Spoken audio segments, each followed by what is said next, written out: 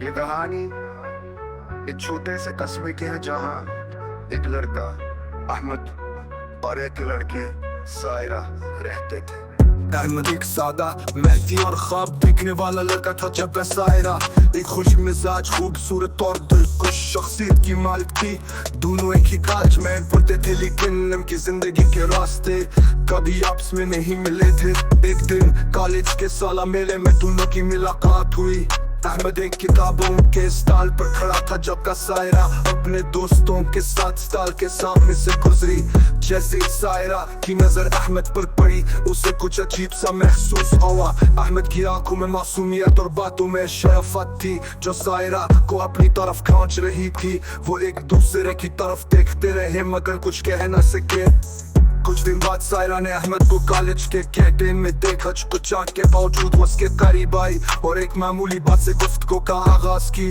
دونوں نے ایک دوسرے سے مختلف موضوعات پر بات کی اور یہ ملاقات ایک معمول بن گئی۔ جیسے جیسے وقت گزرتا گیا ان کی دوستی گہری ہوتی گئی۔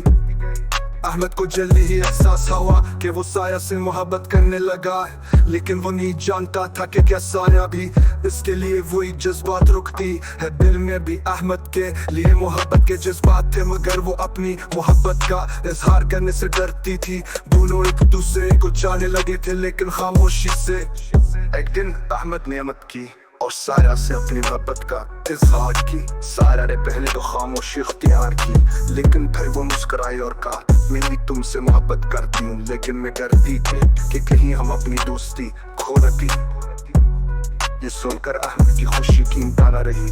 دونوں نے ایک دوسرے سے وعدہ کیا کہ وہ ہمیشہ ساتھ رہیں گے، چاہے زندگی میں کتنی ہی مشکلات کیوں نہ آئیں۔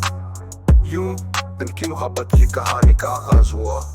دونوں نے اپنے خوابوں کو حقیقت میں بدلنے کے لیے ایک دوسرے کا ساتھ دی۔ ان کی محبت وقت کے ساتھ مزید مضبوط ہوتی گئی اور انہوں نے ایک ساتھ زندگی گزارنے کا خواب دیکھنا شروع کی۔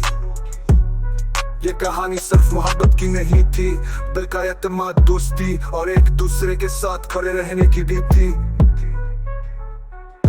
اور ایک گلی تھی